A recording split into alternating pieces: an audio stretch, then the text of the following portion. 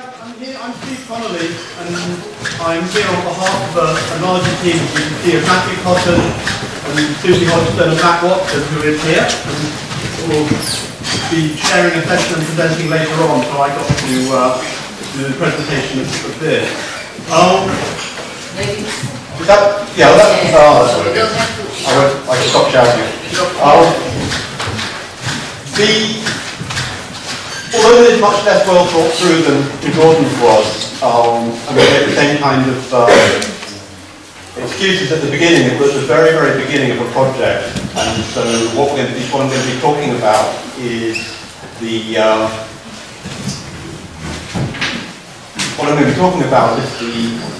where we hope to be going with this, some of our very initial ideas, and really why we're here at the conference, or certainly why I'm here at the conference, is to meet people, to learn about what other people are doing, to get your ideas on what we're about to start doing. So it's very, very sketchy first thought about what for us is a very exciting new project. And what it is, it's an interesting thing, because it's structured around a PhD program, which is a complete experiment. I'll get on to the details of the PhD program later. But it's basically, we don't know whether we can actually work in this way. A bunch of social scientists, a bunch of nuclear scientists working together for 3 or 4 years to manage several PhD projects through to completion. So it's a bit of an adventure. I'll talk a little bit about the program. I'll give a summary of key ideas informing the work. I think probably some vague first ideas about some ideas we might use in the work. I'll talk a bit about the individual projects, the 3 PhD students, talk a bit about ways of working, and then the questions that we already have, and I want to open that up at the end, hopefully that you will have some other questions that we might want to think about asking. So, this is the Nuclear Societies Programme. We got funding, slightly bizarrely I think, from the British Government's Economic and Social Research Council for 3 PhD scholarships. So they're just starting now, the students are about a month in. And the idea is there's already a cohort of nuclear engineering students funded by one of the other research councils. And the idea is to match up our social scientists with them, so they'll be working together over the next 4 years, which is quite an odd idea. And the kind of above the line vision, the official vision, is to create a community of researchers, regardless of disciplinary background, who can really engage in this idea of a future of nuclear energy in society. And you can already see written into that, there is an assumption there that there will be a nuclear future in society. So there's quite a strong normative agenda, I think, coming from government on this one, which we're probably going to do our best to subvert during the course of the programme. And you can see that there in the other half of our vision, which is to actually shape this agenda, and in particular to impact on the way the engineers do it.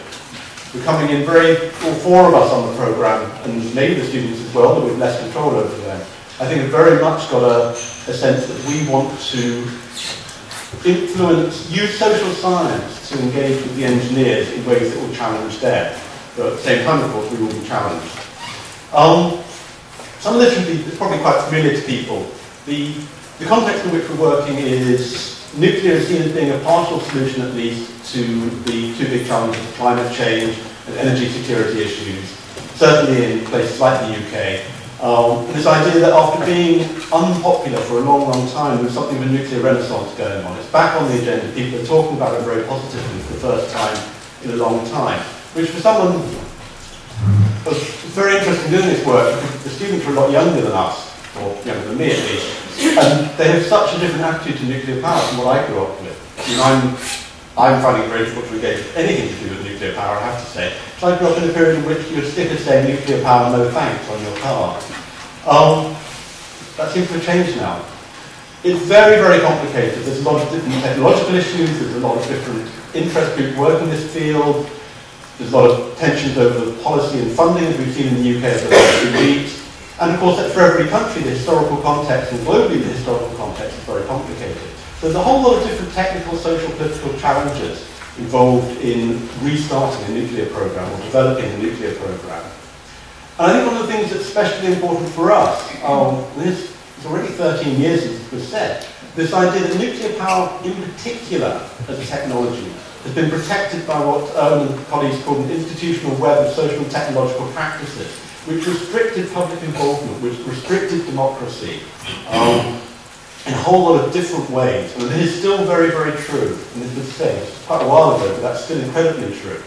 And I think that really opens up both the need for and challenges for doing critical social science. You know, we want to get in there, we want to be able to unpack this on political grounds as much as on this kind of academic interest grounds. And that's not to say that we're anti-nuclear, all of us. That's not particularly where we're coming from, I don't think, but we do think that there's a need to open these processes up. Why STS? They're very, very mixed up together. The social and political issues always get wrapped up in the technological issues with nuclear, as with so many other things, I suppose you could argue. And there's a whole lot of different kinds of science involved. It's not just nuclear science, it's not just the engineering, the radioactivity side of things. There's a whole bunch of other stuff that gets involved every time that the different bits of the nuclear power get are worked on.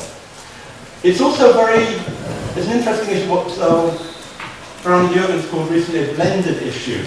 It's clearly technical, it's clearly social because all things are, but it's also a morality policy issue. There's a term which has been bubbling up over the last couple of years to talk about policy issues where morality takes over from any other form of rationality in the discussion of the issue. And nuclear certainly has some of those elements, but it shifts back and forward, and it is shifted strategically back and forward between morality and the technical by different actors in these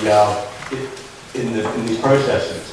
And of course, as I suppose one would argue, that was everything, technology and science both shape the debates, etc., and vice versa. The technology is also shaped by these things. So, it clearly opens up what we think is fertile ground for STS kind of work.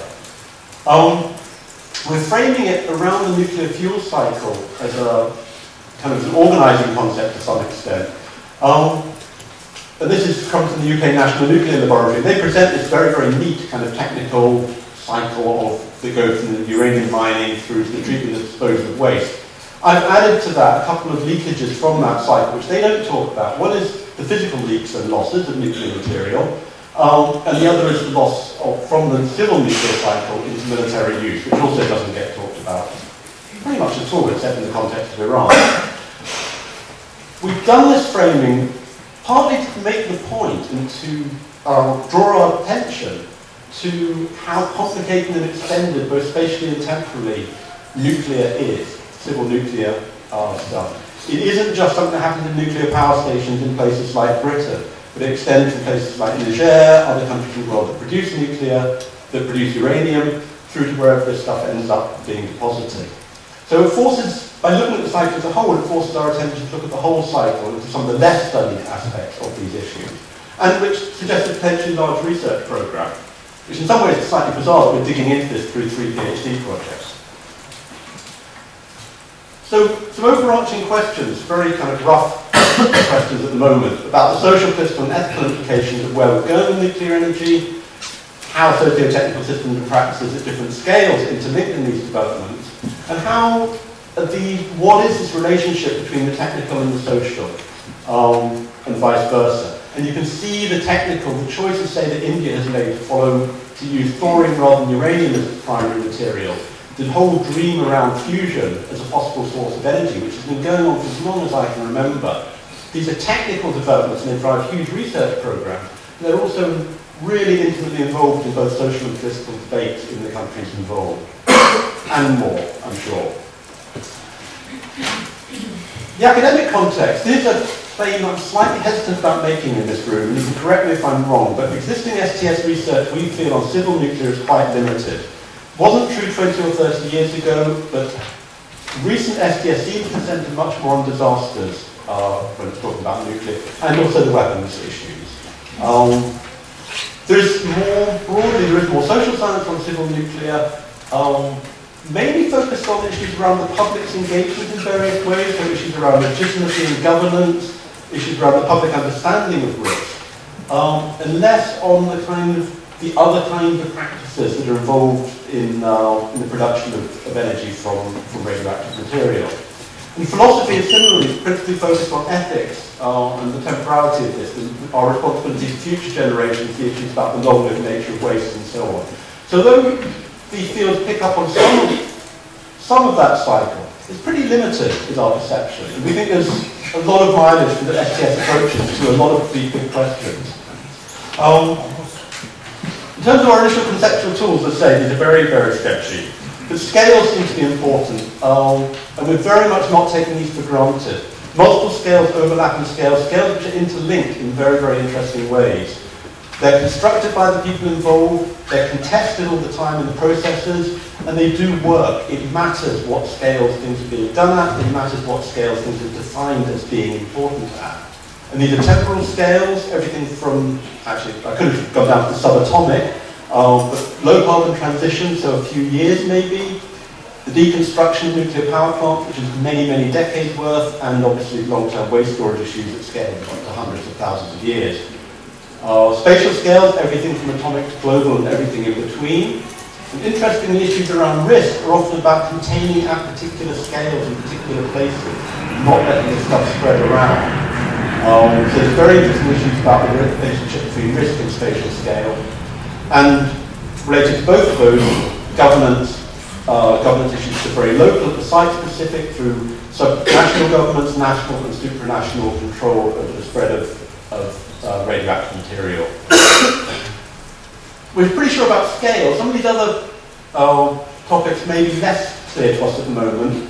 But the idea of nuclearism, also an ideology, a very powerful discourse around nuclear being safe, desirable, feasible, all those kinds of things. But also then Heck's work on nuclearity, where what actually counts as being nuclear, what gets labelled as nuclear, actually matters. This is another one of these things that's up for contest. It's not taken for granted that any given thing actually counts as part of the nuclear process. You'll be unsurprised to learn that active networks are going to be involved in this. I don't want to say any more about them. And increasingly, brilliant, thanks. Again, a fairly obvious thing, the idea of boundary work. When we're looking at scales, it's partly about putting the boundaries up between different governance actors, sealing off bits of the cycle and bits of who is important and who is unimportant at different scales in this process. And again, very inchoate preliminary ideas there, but that's clearly going to be an important issue for us. Okay, so that's whistle-stop tour through some of the ideas. It's a complicated project for something that involves, we're just starting out. We've got 3 PhD students looking at decommissioning, looking at nuclear futures and politics of scale, which Matt here is one of the supervisors. And I'm supervising one on Caroline's project on the new nuclear and new environmentalisms. And you'll see the way we've set this up is to pair each the social scientist with a nuclear scientist. So people from materials science and engineering, with a whole range of different specialities. And on top of that, we've also got another one of my colleagues from Town Regional Planning, who's kind of a floating academic in this process. So there's 7 academics, 3 PhD students, all working together and trying to make this thing work. It's going to be fun for 4 years. America, looking at the culture of decommissioning and taking an active network approach, looking at decommissioning as it starts to happen in both Finland and the UK. Looking at this issue that came up at the very end of Gordon's session on cultural and political context and how important those are. Looking at different framings, how these are shaped over time. And then the tensions between the technological and the public acceptance issues. So right down at the heart of what can we do with nuclear stuff, which gets to the heart of the idea of what we can do in a democratic society with nuclear stuff. Florian's work, looking at path dependency principally, and governance at different, politics at different scales. So looking at issues around the lock-in that you get through, particularly at a large temporal scale, but also at a large spatial scale, through the developing of nuclear technology. And also some quite critical questions there about can we rely once again, is it a good idea to lock ourselves into this kind of resource-intensive energy source? So what are the consequences in particular for alternative technologies if we go down this path once again? And Caroline's work comes out of a concern for both herself and me about who gets trusted, about knowledge and expertise, and about, for me it came out of an interest in what's happened in the environmental movement as nuclear has climbed back up the agenda. And who does the public trust? Do they trust the environmentalists anymore? Do they understand about the changes in environmental attitudes? How do ordinary people play off the risks inherent in climate change and what they believe about that with what they may or may not know or believe about nuclear energy? So there's a whole bunch of very, very different things going there.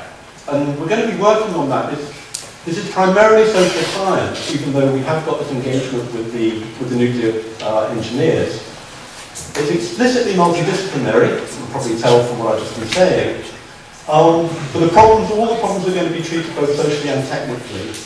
Our students, bless them, are taking STS and engineering training modules. So Caroline has got a background in politics and international development, is now taking modules on the nuclear waste cycle, which I think she's enjoying but finding quite hard. And as I said at the beginning, there will be this cohort that will engage with the nuclear engineers over the 4 years. And we're setting up it's kind of a research group. There are 10 of us.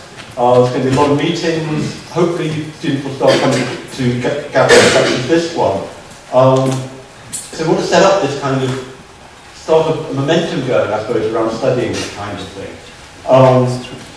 So linking the students into our networks, into industry, but maybe things that are going to rise out of this conference. Already, there are people here working on nuclear energy in Portugal. I'd be really interested to talk to them about how we might link up. We have a set of questions that we know are going to be issues for us. We've got no idea what the answers are. How do we actually do this collaboration, particularly across the disciplines, by the students, by the supervisors? Working with engineers is interesting and difficult for those of you who haven't done it, if you're a social scientist. They speak different languages, they think in different ways, their ideas about what constitutes science, evidence, all those things are different. And that's a challenge. It's actually really difficult to do this inside a university. We're working between different faculties, we're working between different departments, and none of the institutional structures make that easy, even though everyone keeps on telling us it's what we're supposed to be doing. So there are institutional issues here as well. We're quite interested in the ethics of this, about engaging with STS, with nuclear engineering, and engaging critically with this nuclearism thing. Matt and I are both part of quite an active kind of nuclear expertise networky thing. It's difficult to describe. It's an internet-based group. And when we advertised to students with the group to do this, with kind of a flame email came back to us saying, you should not be doing this, you shouldn't be giving any credibility to the nuclear program by even studying it. And it's like, hang on, what is this? We're critical social scientists, well, of course we should be doing this. But okay, one more slide. And we're going to have these competing positions.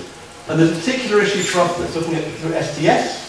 Do we lose sight of more environmental issues by going through the STS lens? That's a question that's very kind of hanging over us. And the last slide is simply this. Those are the things we know are going to be issues, but what are the unknown unknowns for us? And that's where perhaps we can get some help from you and the audience, issues that have come up for you in your studies. That's it.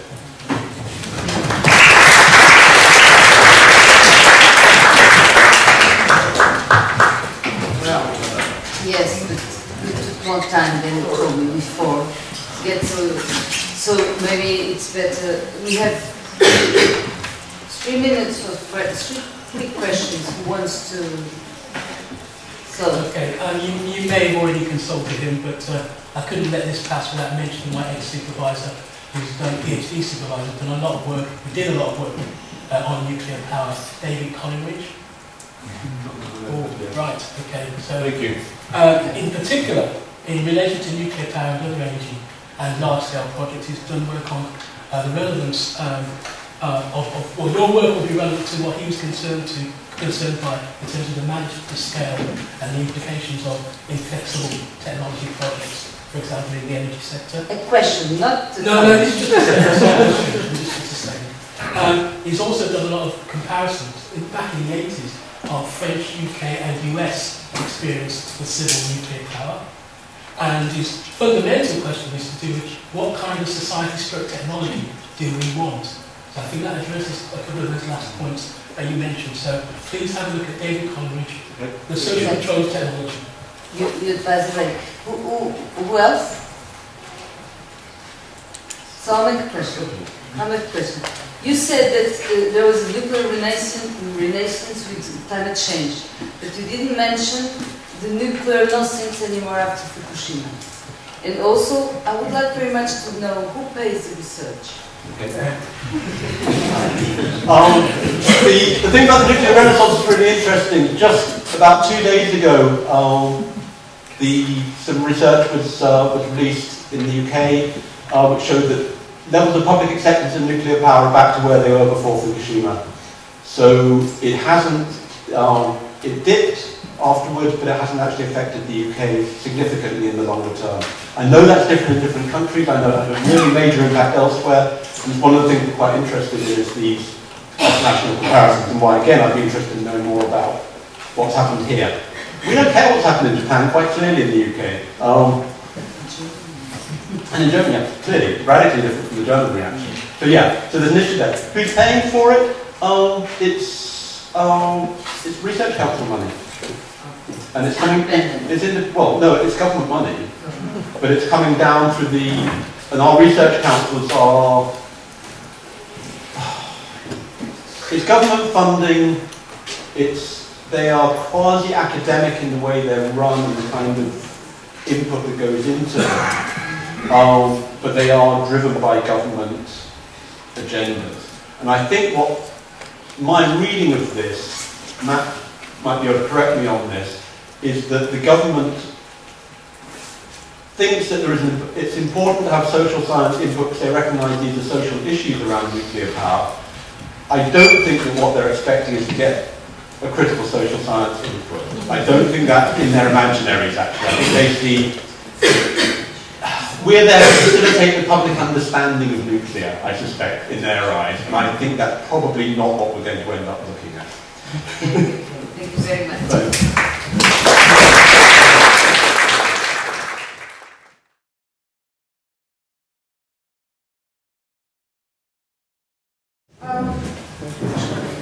I'm from the Netherlands, and I'll be talking about buildings. New scripts for old buildings.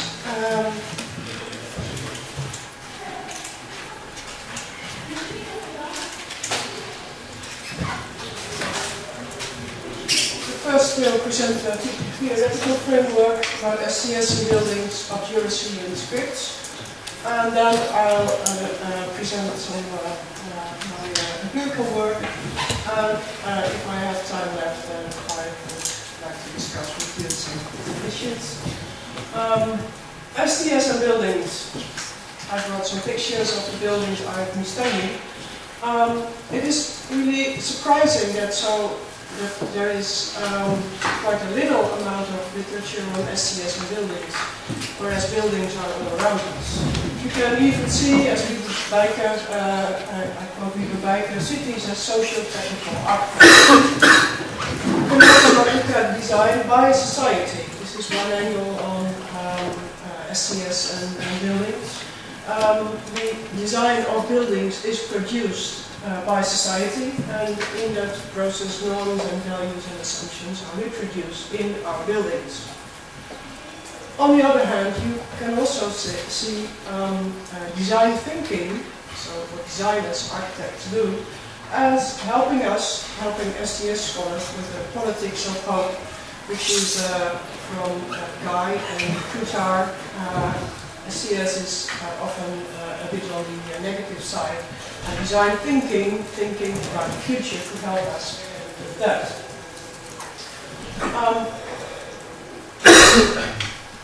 When I paraphrase Michel Carlon, it's a rather famous quote, I think, he sees the stability of artifacts, in my case buildings, and they did.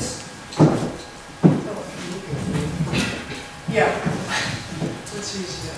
So you have to look at buildings as continually surviving all kinds of threats into their stability. And you also have to look at building and the form of it, architectural, historical forms. These forms have traces of earlier use. This is very important when you study historical buildings.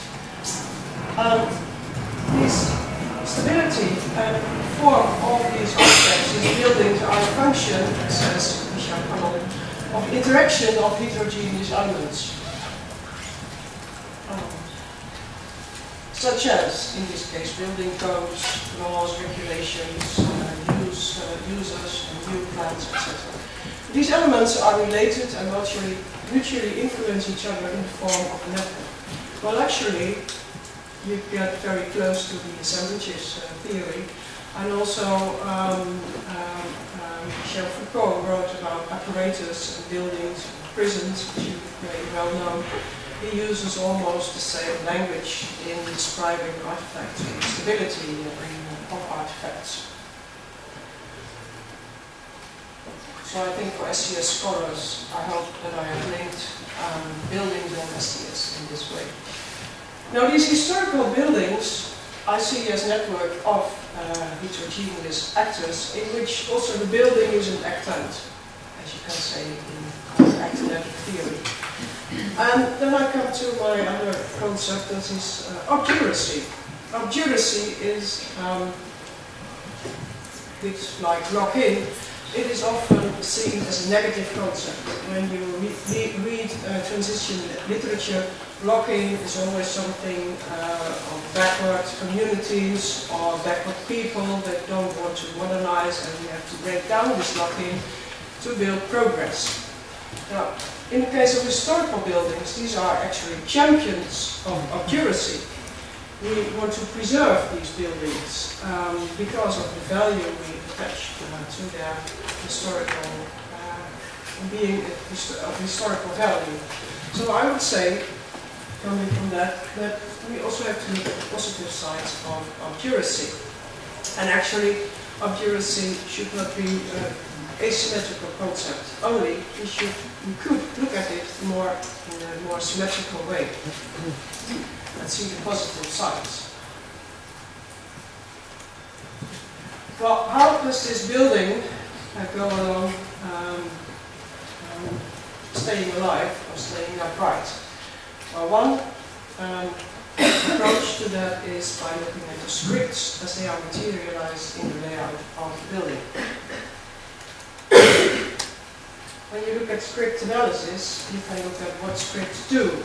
In fact, they choreograph action, what we do in a building, but they also reproduce class and gender roles. For example, in the past, we had servants, which were quite in a separate part of the building with separate roles for women.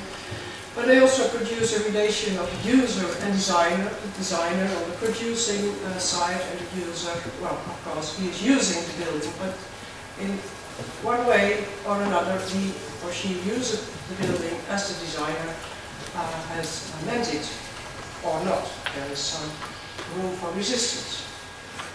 But when you analyze the scripts in buildings, you actually reverse the pattern. You decrypt the inscription, the views and assumptions that the designer made. And the obduracy of original scripts is what I am presently looking at. How are these original scripts, how you should use a building, where should you put television, where should the kitchen be, where is your bed in the bedroom, how do you get out of the building, get in the building, all these kinds of things, they are, I look at them as scripts. And they are also part of the obduracy of the building. It is not easy to redesign a building because you cannot put your bed in the kitchen, for example. So you're not free. The building has some obduracy, which is difficult if you want to preserve energy and have a new plan for the building. So script analysis is actually to put on paper the text of what all the actors that have been or will be active in the building do to one another. Description by the analyst is the opposite, as I just said, the opposite movement of the inscription of the designer, the engineer, the inventor, or the manufacturer of the building.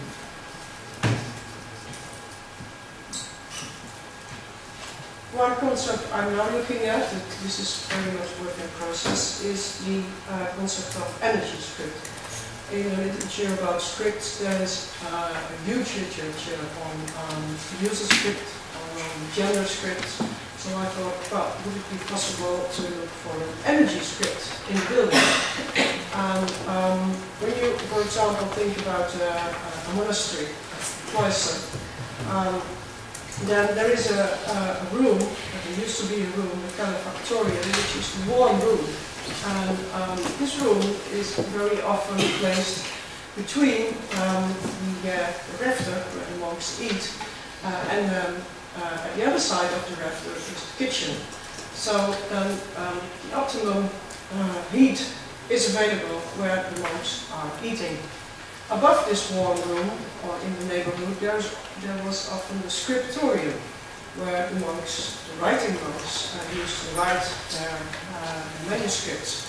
Well, it is very difficult to write when you are cold, so this is also a very clever architectural view. So, energy scripts would be about the distribution of heat, light, and power in a building, which in some way choreographs its use. Some functions you need to be rather warm, and others are not so important or need cold. And this script also invites or discourages energy use.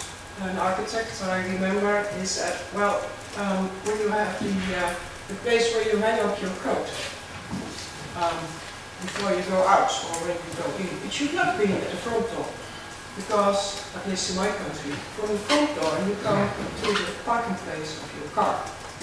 And when you put it at the back door, you come at the shed where your bicycle is. So much better to put your coat hangers at the back door. Well, these practices have since then not really changed, but it gives you an idea about how important it can be where functions, where the designer puts the functions in the building. 10 minutes. 10 minutes, oh well.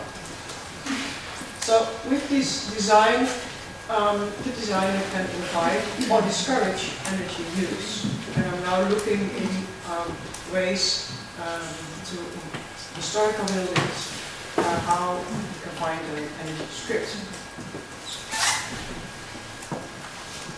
I'm now turning to my empirical work. I worked on a project called Energy Efficient Restoration. I work at the University of Applied Sciences in Groningen, in the Netherlands, and I'm a PhD student at Utrecht University, and we had a funded project for 2 years, well, these are my colleagues, and we had several themes. We did case studies, we studied energy characteristics of buildings, we studied innovative energy concepts. I heard some people talk about engineers. Well, here were a lot of engineers, which was very interesting. And about sustainable project development. Well, project developers are still another kind of people with another background. As in the University of Applied Science, we always work together with businesses, enterprises, well, not in an ivory tower, but in practice. And we had a lot of students participate. I did case studies. Well, I skipped this. We did archival work and quite a lot of interviews. And also the monitoring of energy use and technical data about the layout of the building, the materials of the building, all sorts of engineering work. And case study reports. In fact, in the end, I think we had more than 30 cases. Quite a lot of interviews. And my approach was about conserving identity and energy. We want to conserve the identity of these historical buildings because they present for us historical values. They are works of art, older works of art.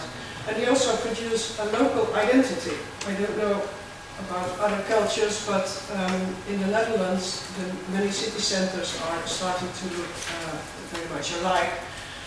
All the same concept stores are everywhere, the same type of buildings. So when you want to know where you are, you can look at all buildings, at historical buildings.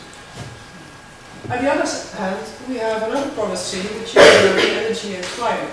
We want energy efficiency, and not only for new buildings, but also for old ones. New functionality, because many historical buildings, we cannot use their functions anymore, like lots of older prisons or schools or whatever. And also users, they also they want more comfort now than they used to. Used to 20, 21 degrees, and historical buildings often cannot give you that. And they also do not want to spend too much on energy.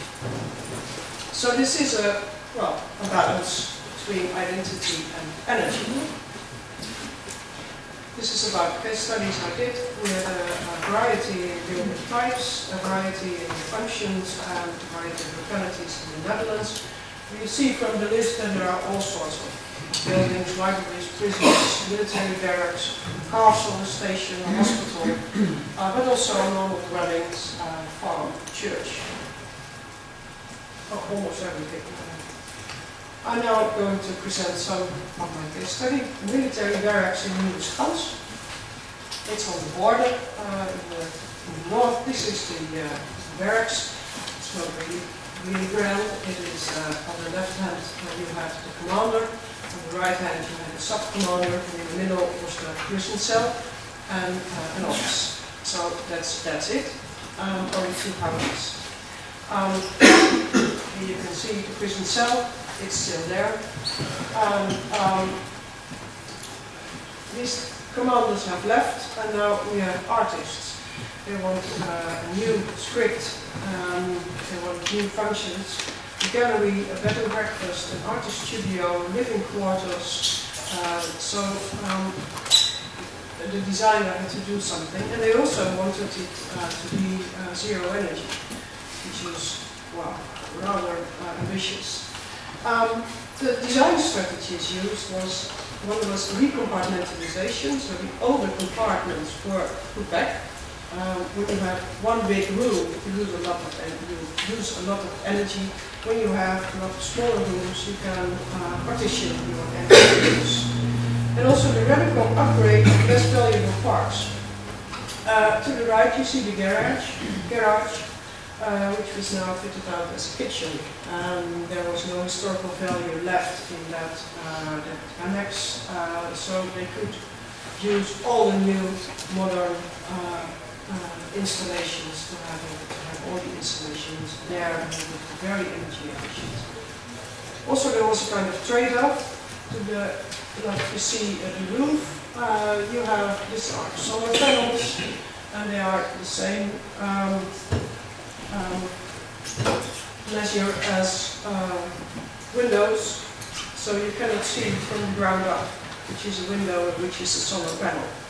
And in the Netherlands, at least, you may have your own energy supply, but no one should see it, at least at a historical building. And then we have horse stables. As you can imagine, horses have quite other, they use a building quite differently. So you see this stable, at the end you see the windows, they are quite high. And at the forefront you see there is a house of the older domestic servant. Now, for building an office in this building, the architect used some strategies to bring in light, because it seems horses do not need much light, but people do, office workers do. So he brought in light by having a large breakthrough in the roof, And you see here, actually, this is really old, where the horses eat. So they cut the old interior where possible. Here you see the floor was brought up to the windows. The windows are quite high, the horses are much larger than we are. So the people follow the light, actually. So the new lighting script is so that people are able to sit here, to sit there, to have a nice, well-lit workspace, which is what people like. 2 minutes. 2 minutes, okay. This is a library. Yeah. This used to be for the Catholic youth, and now they built a library and some offices and a shop. We had some very radical approaches. This you can see. These was a blind wall, but also in a library, when you want to read, you'll need light. So it was quite a heavy intervention in the building, the heritage protectors thought. But anyway, they kept the plan as work. This is the first energy neutral monument in the Netherlands. They also used the strategy of having a radical upgrade of an annex which was without historical value.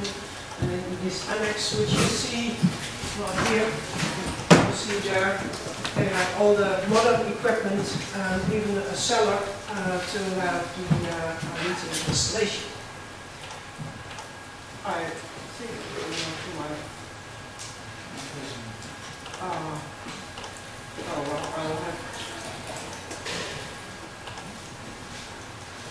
Obviously, strengthening strategies.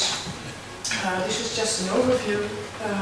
For my presentation in the cases, I only focused on the design strategies, but I am working on negotiation strategies, strategies to link the past with the present, network expansion strategies.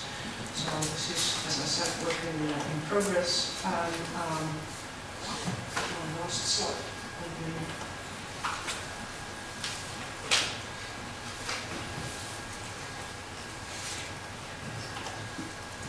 Work on further development of the concept of energy scripts, a more symmetrical perspective on accuracy and understanding strategies for change and conservation of buildings. Thank you.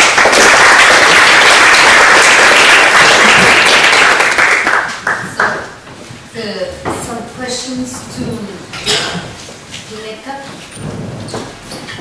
Please. Thank you, that was really interesting. Particularly because at the moment I'm dealing with and as part of the group that I work in, with a group of architects, as part of the group of architects because coming and going groups of architectural students in the last year, so we're very experienced architects by the state that they come to work with us. And we have found that one of the tasks that they have been undertaking recently is looking at an existing community building which is historical, although not perfectly pretty, but certainly has a history to it, and thinking about redesigning it to make it more energy efficient. And we found it terribly difficult, or they have found it terribly difficult, to think technologically about this. Even though they did consultations with the users and received grounding in technological knowledge about those technological approaches to building efficiency, they found it very difficult to incorporate it in a significant way as an integral part of their design. The effect is always slap-on. And I just wonder whether this is an experience that you've had as well. And if there are, and sort of what's your experience of the interaction between design and technology? Do they conflict or are there ways to make them work together? One more question? Okay. There's some issues around different, especially the values, like involved in the redevelopment of a national important historical building. And there seems to be no no communication, no shared values between the people who come to your heritage board and the people, sometimes from the same organisation, who are concerned with energy efficiency and things like that. And again, what you're exploring, whether that's a very British thing, or whether there is a fundamental value clash there. Okay. The conflict, if I understand you correctly, between design approach and the technology approach. If there is a conflict, yes, around we experience energy efficiency.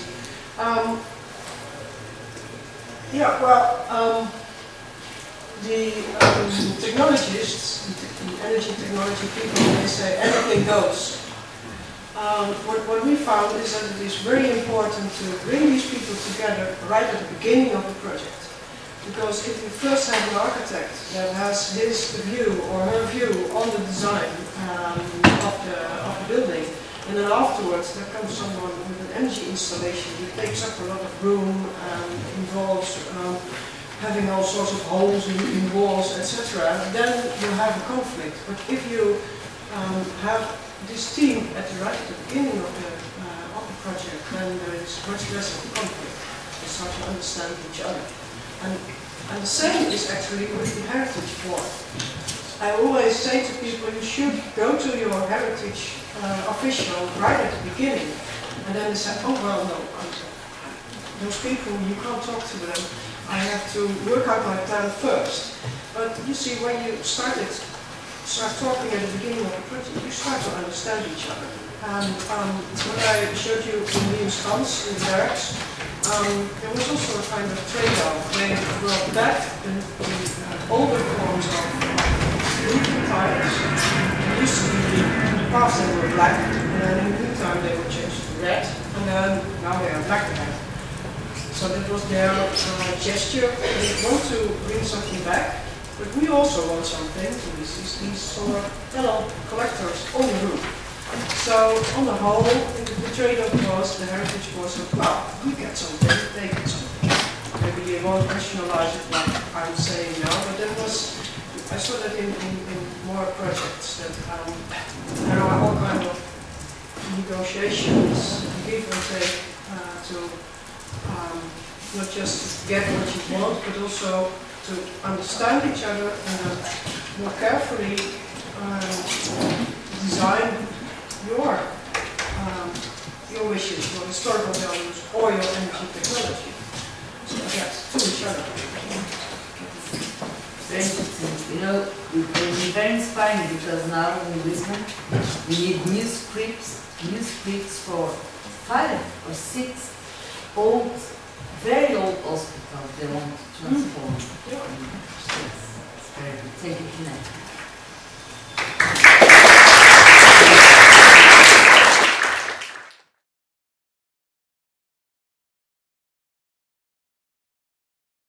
Okay, so let's start. I'm Marton Fabok from the University of Liverpool, currently based in Manchester. I just started my second year of the PhD, so I'm definitely the most junior presenter in this session. And congratulations for the organizers, because I think it's a really good collection of speakers, and I definitely see really strong connection points to student because my topic is also about nuclear energy, and scales are one of my concerns, and also to Thomas,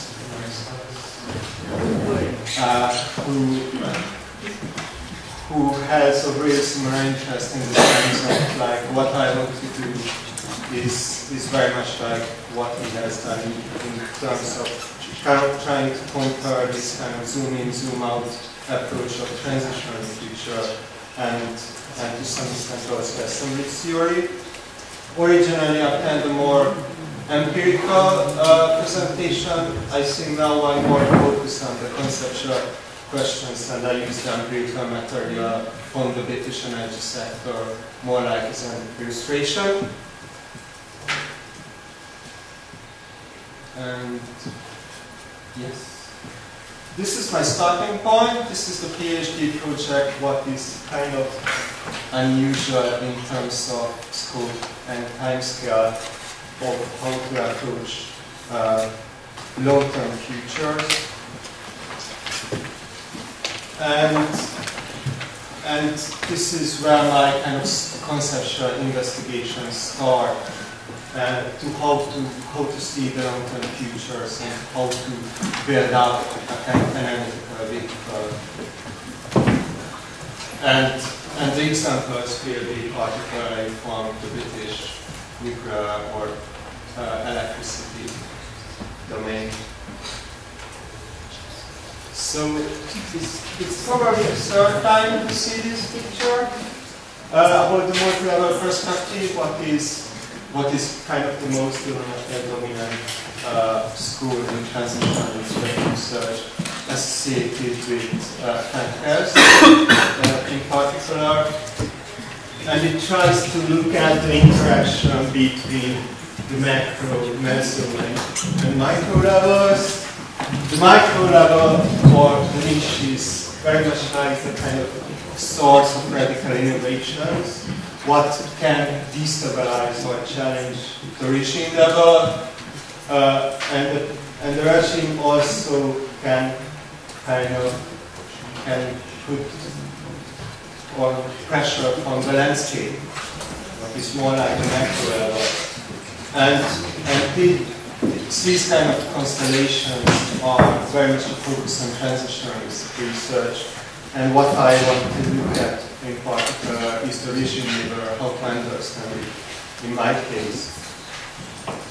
I think it's worth to have a few words about transitional research, because I think it's quite kind of interesting how this would relate to STS. STS is one of the building blocks of transitional research. In particular, the 80s work on like social construction of technology and knowledge. But it also very much builds on innovation studies, what is connected to evolutionary economics, and more recently, neo-institutional theory. And I think it's also like a question that, okay, what can this approach, what is somehow I see more like a separate branch of research than closely integrated to STS or some kind of debate with STS. And yeah, go on. What's the regime? And that's a bit unclear, even in first terms. And it seemed like some kind of semi-current set of tools or deep structure, but it's not really clear of how to imagine that. In some writings, he more like looks at 7 dimensions of it. In more recent writings, he tries to look at actors, systems, and rules, guiding. But these kind of ambiguities are not so much a focus of my presentation. I'm trying to get more like an underlying idea. And before I raise some critical questions, I want to add that I think it's really interesting research or concept in the sense of how to go beyond in the technologies. And in my case, nuclear power, the future of nuclear power is very much like shaped through like other technologies like intermittent generation from renewables, or a potential European or even transcontinental supergrid, or the very change of practices of energy use. And this is how it's interesting, in my opinion, to look at the meso level. But I kind of identified also challenges and problems, what I will address now. First one is whether it's better to talk about a regime as it's usually kind of depicted as a single monolithic unit of what can be challenged or regimes. And in case of nuclear power, it's kind of particularly interesting that, okay, what is the relevant regime? Is it the British nuclear and industry complex, what can be seen as a regime on its own, or more like some notion of the electricity sector or the energy sector? What if we try to talk about different technological designs in terms of, like, in Britain there was a decades-long competition between the concept of building gas-cooled nuclear reactors, what was the original design, or adopt the American pressure water reactor design. And obviously nuclear power is also related to, let's say, nuclear waste or nuclear weapons. So these very much show that this very concept of regime seem a bit like inadequate. And I would even go more further in the sense of not only kind of sophisticated between different sub-levels or intermediary levels, but more like to say that, okay, probably it's better to address how can regimes or meso-level constellations interlock to each other, embedded to each other, and provide kind of a patchwork of regimes. That's the first question. The second one is very much connected to this one. It's about scale. And there are these distinct scale levels in transition research and the multi-level perspective, what kind of based or centered around technologies, and kind of look at what's the spreading or the stability, maturity of certain technologies. And it can be, even in this sense, problematic that, okay, what is nuclear power? Is it a contender of the fossil fuel-based regime, or it's part of the dominant electricity system? So what's the reference point? But I think it's better to go even beyond and say that it's not only about how widely a technology is used, but the different scales raise much critical questions. One example is standards, like nuclear power operational standards, but also, I think, the metering electricity. But very much I showed that the micro practices and the kind of universal ways of organizing these ones are strongly connected to each other. It's not a hierarchical way of connection, but more like the multiscalarity. Wow. Oh.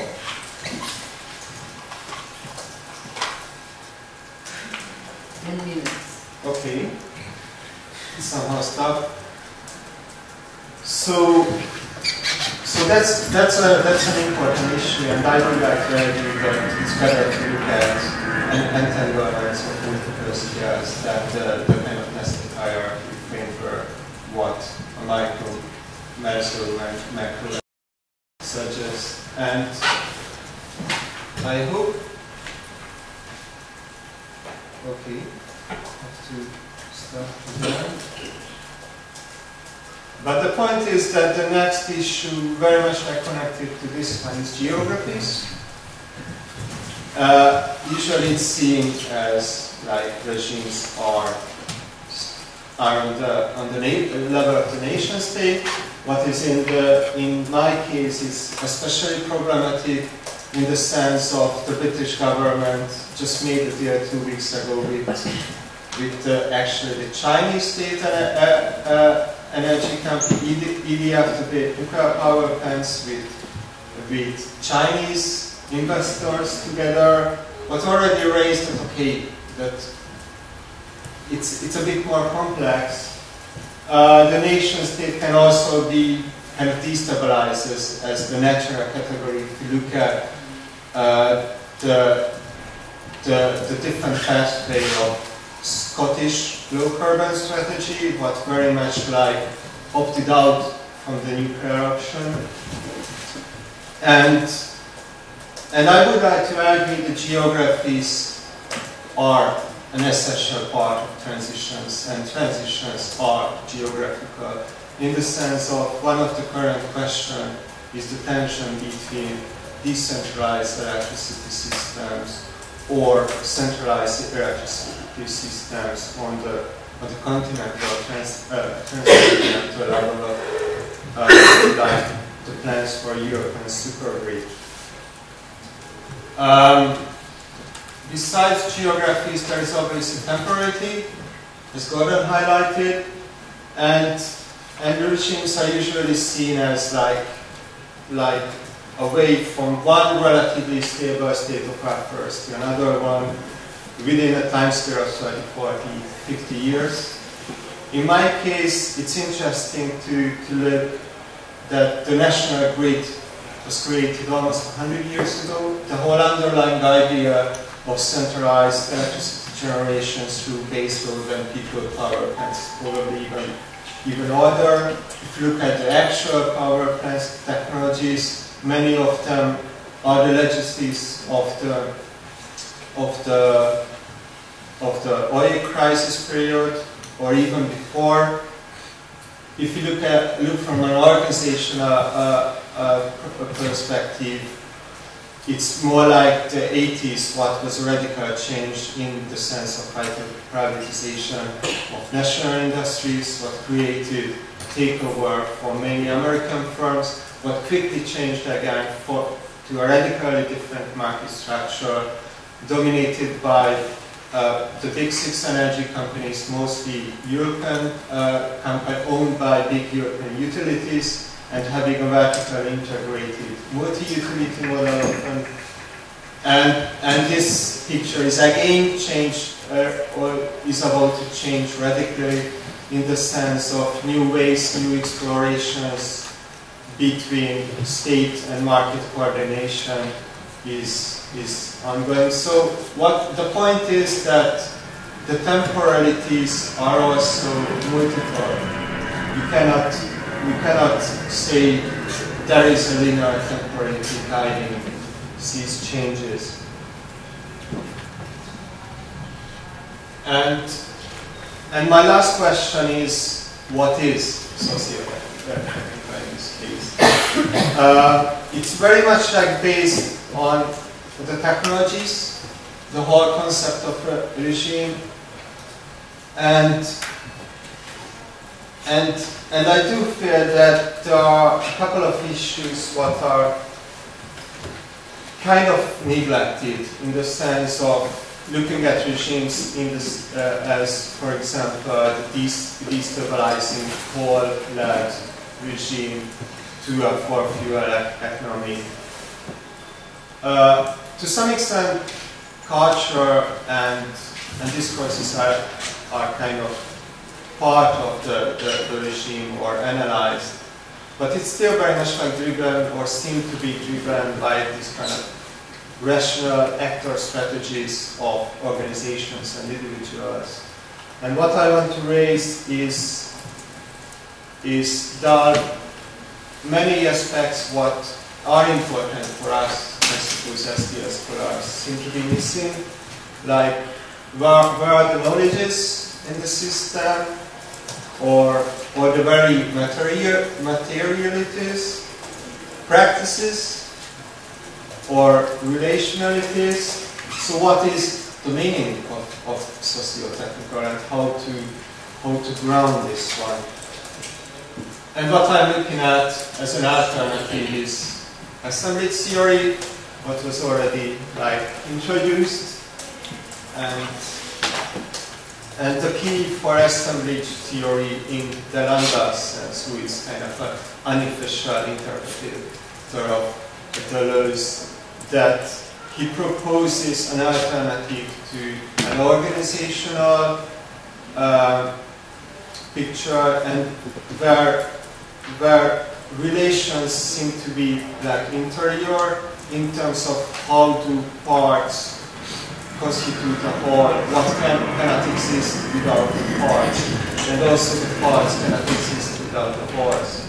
So for example, I cannot exist without my lungs, and also my lungs cannot exist without an organization kind of situating them. And in case of assemblages, the alternative is to look at exterior relations, like in the case of symbiosis, where the different parts so kind of live without each other, and I cannot live as an organ or as an assemblage without some parts.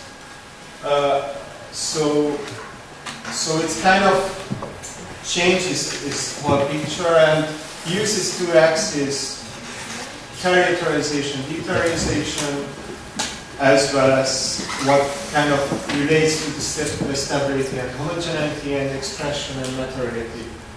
Just a small recap. So let's see how assemblages work. I think they are quite good in terms of like creating a more complex picture about what can be the meso level or mesoscale context of let's say nuclear power. They are good in this one. Also, I think it's quite good, or one of the most important features of assemblage here is trying to relate micro and the macro level in a more complex way to environments. It's good in geographies in the sense of the very notion of territorialization has kind of spatial connotation. Delanda is a bit too much focused on the nation state, but there are instances when this kind of framework can be made more geographical.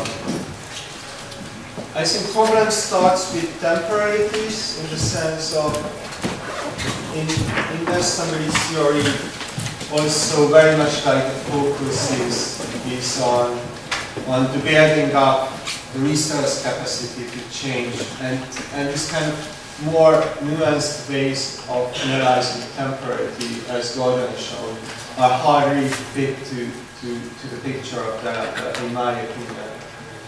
2 minutes. At the very end. So how does it deal with the socio-technical? And I again think that that assembly theory is not really strong in that one. It very much like focuses on causality, motivation, and reason, and somehow I seem to neglect other aspects what are important for us STS scholars, as I mentioned, materialities, practices, or those kind of aspects what are beyond this kind of concept of rational action. And a few words about my research or my fieldwork, and that very much tries to address these sides through ethnography, but while doing ethnographies, what can relate to long-term futures and to the macro scale, and try to ground long-term futures through multi-sited ethnographies. So that's just a few words about my research approach, or how I going to analyze or try to look at these kind of different scales empirically. And this is just about to start, and we are at the very end. I suppose. And what I'm really interested in is what do you see, what can be the metaphors for understanding at different scales, how to go beyond the micro scale, but do not get lost in general categories. Thank you very much.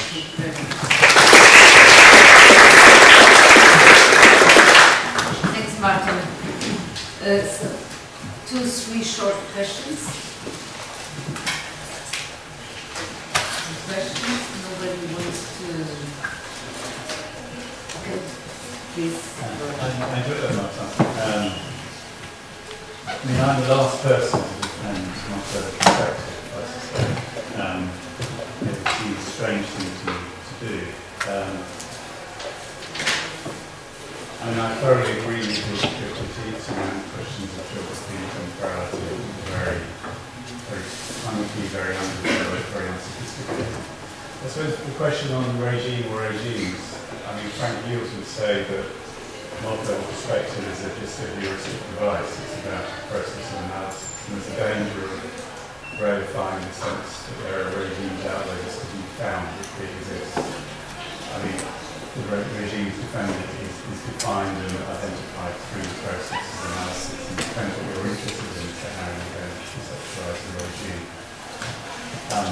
And I suppose the only reason I'm slightly sensitive to that is that it's exactly the same questions are asked about practice. It's a practice, do they exist pre-formed or defined through the process of investigation?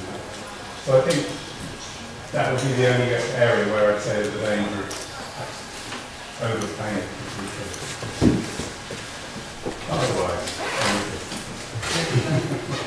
Other questions?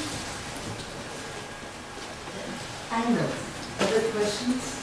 And I want to go so please, because I'm being pushed for lunch. So Martin, please. You're right.